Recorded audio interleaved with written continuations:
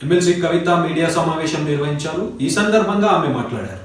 మీద ఉన్నటువంటి మా అక్క చెల్లెలు ఎంపీపీలు, వైస్ ఎంపీపీలు, అట్లానే మా సోదరులు, యువమిత్రులు, అనేక పదవులలో ఉన్నటువంటి వాళ్ళు, పదవులలో లేనటువంటి వాళ్ళు, వేదిక మీద ఉన్న కార్యకర్తలకు, నాయకులకి, మీడియా మిత్రులకి అందరికీ కూడా హృదయపూర్వకంగా నమస్కారాలు తెలియజేస్తూ ఉన్నాను.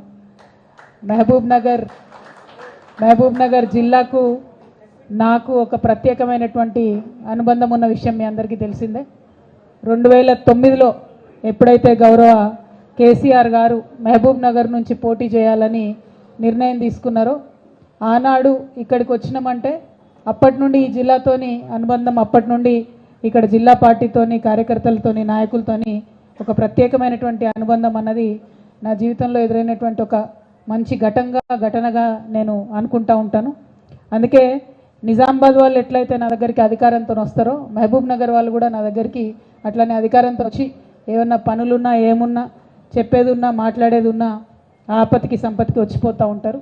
ఇవాళ కూడా మరి మహబూబ్ నగర్లో గౌరవనీయులు దేవరకద్ర మాజీ శాసనసభ్యులు వారి సోదరులు మరి మొన్ననే గతించినారు. వారి ఇంటికి పోయి వారిని పరామర్శ చేయడానికి ఆళ్ళ వెంకటేశ్వర రెడ్డి గారి దగ్గరికి వెళ్ళి రావడం జరిగింది.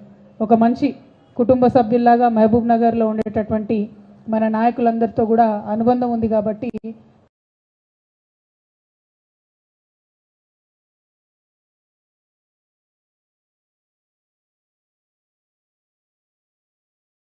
దాన్ని సాధించారనేటటువంటి ఒక గర్వం మాత్రం, ఆ క్రెడిట్ మాత్రం ఎప్పటికీ కూడా మహబూబ్ నగర్ జిల్లా ప్రజలకు 50 మంది తెలంగాణ ప్రజలు కూడా రుణపడి ఉంటారని చెప్పి మళ్ళీ ఒకసారి మీకు ఈ సందర్భంగా గుర్తు చేస్తూ ఉన్నాను. కాబట్టి కేసీఆర్ గారి హృదయంలో ఒక ప్రత్యేకమైన స్థానం.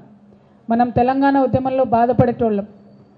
పల్లెన పల్లేరు మొలిసే తెలంగాణలోన, మన పాలమూరులోన అని బాధపడినటువంటి అనేక సందర్భాలు ఉన్నాయి. ఆనాడు చాలామంది మిత్రులతోని మరి మహబూబ్ నగర్లో వలసలు ఎందుకు జరుగుతున్నాయి, ఈ వలసలను ఎట్లా ఆపాలి అని చెప్పి గ్రామాన తిరిగి ఆనాడు జాగృతి కార్యకర్తలు, బీఆర్ఎస్ కార్యకర్తలు తిరిగి ఆలోచన చేసినాం. ఎన్నో మంది స్వచ్ఛంద సేవా సంస్థలతోని అన్ని ప్రాంతాల్లో కూడా తిరిగి మా ప్రయత్నాలు మేము చేసినాం. అవి చేస్తున్నటువంటి సందర్భంలో మనకు అర్థమైంది ఏంటంటే, మొత్తం భారతదేశంలో లార్జెస్ట్ డిస్ట్రిక్ట్ 35 లక్షల ఎకరాల పైచిలకు భూగోళంతో సాగు చేసేటటువంటి ఆస్కారం ఉన్నటువంటి భూమితోని భారతదేశంలో అత్యంత పెద్ద జిల్లాగా మన పాలమూరు ఉంది.